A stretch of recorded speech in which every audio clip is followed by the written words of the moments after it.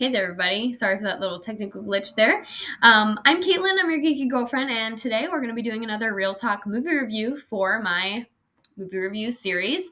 And I'm about to upload a series of videos to this series, for lack of a better word. I guess we could say episodes.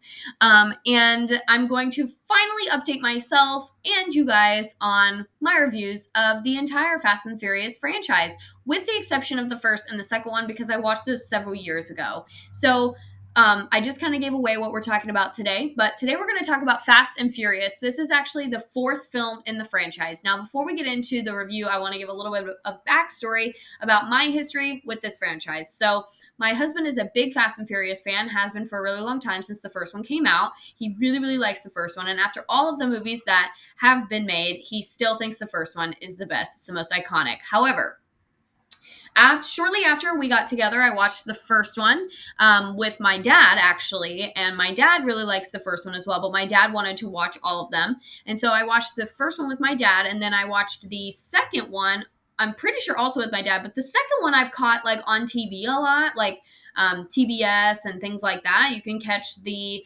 second one on TV a lot, and that was actually what happened to us when we were on our anniversary trip a couple years ago, as we saw the second Fast and Furious on TV and watched a little bit of it. So I've actually already seen the first two. But with Fast 10 coming out this summer, it came out in May of 2023, and I actually already did the review of that one.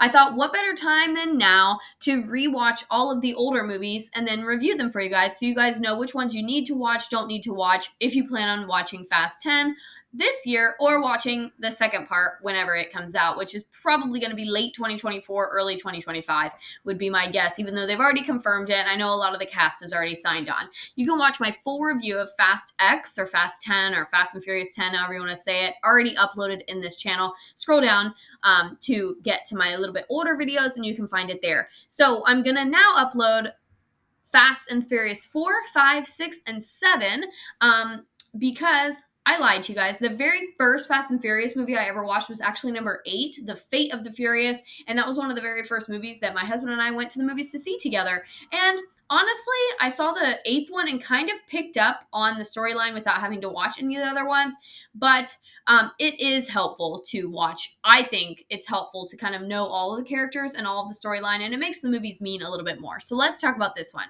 Not a lot is available about this movie, and honestly, that doesn't surprise me, because if you've seen this movie, you kind of know what I'm talking about. But in this movie, we see Vin Diesel again. Also, I should have prefaced that I have never seen number 3, Tokyo Drift. Number 1, because I've been told that it doesn't fit into the chronology of everything. It actually comes after, it actually happens chronologically in between, number 4 and 5, or possibly even 5 and 6. Whenever Jason Statham gets introduced, which we'll talk about that in another video, but spoiler. So I have not watched Tokyo Drift. I've also heard that it's supposed to take place later on in the franchise. However, it was produced as the third one in the franchise, and Vin Diesel isn't even in it until the very, very end, and it doesn't really make any sense now that the franchise has gone on to make 6 or 7 more movies.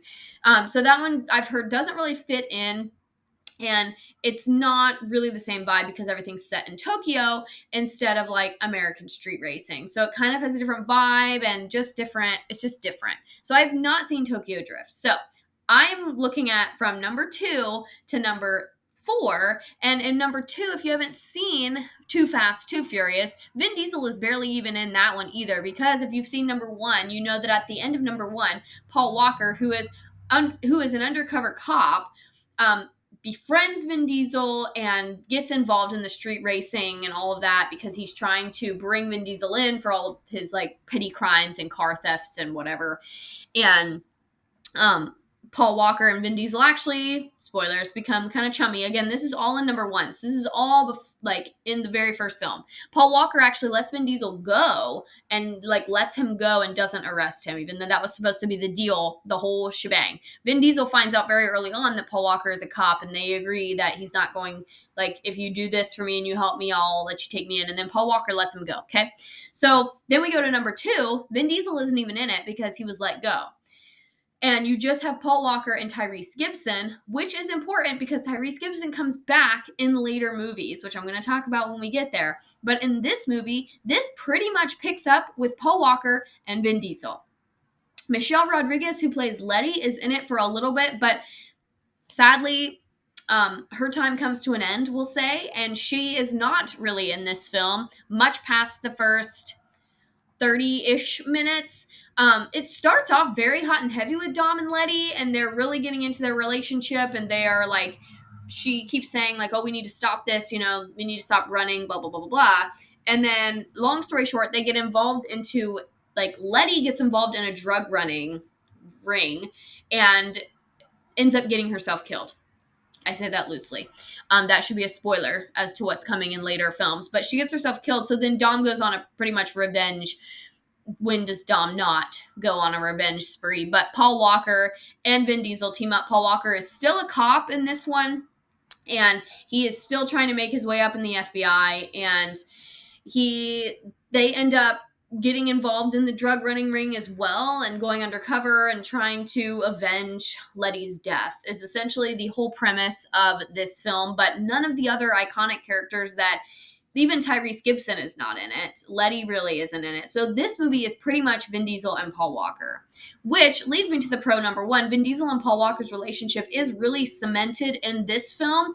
In the first one, they're kind of frenemies, like they're fake friends, but mostly enemies. The second one, Vin Diesel's not even in it, but Paul Walker befriends Tyrese Gibson, and then they go to Tokyo, and then now here we are. So when this movie starts, they're kind of like, it's kind of an understanding of like, we're not really friends, but Paul Walker's kind of trying to show that he's a friend and like really wants, like, Paul Walker, this is where he kind of starts to waver more morally and like, I know I need to turn Dom in, but at the same time, like, he's my friend and I care about him and I care about his sister Mia and blah, blah, blah, blah, blah.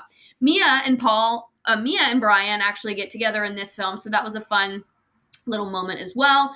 And like I said, the cons, R.I.P. Letty, but it's Fast and Furious, so if you know anything about this franchise, or if you have seen Fast 10 or want to see Fast 10, you saw the trailer for Fast 10, you know that doesn't last very long. And then nothing really stands out to me about the plot of this film other than they drive through a tunnel. I have decided that in order to keep these movies straight of which one is which, I have to have an identifying feature to all of them. And so I've decided that number 4 is the one where they drive through the tunnel, because that's pretty much the only part that I really remember. It's like the iconic car chase scene is in the tunnel, and there's always one in these movies. So this is the one where they drive through the tunnel. So if you've seen that movie, then you've seen Fast and Furious 4. My score overall for the Fast and Furious, notice the ampersand and instead of the Fast and Furious, they all are slightly different, is a C-. This one is uneventful to me. I mean, Brian and Mia do get together again, which is nice. I like that. I like them together.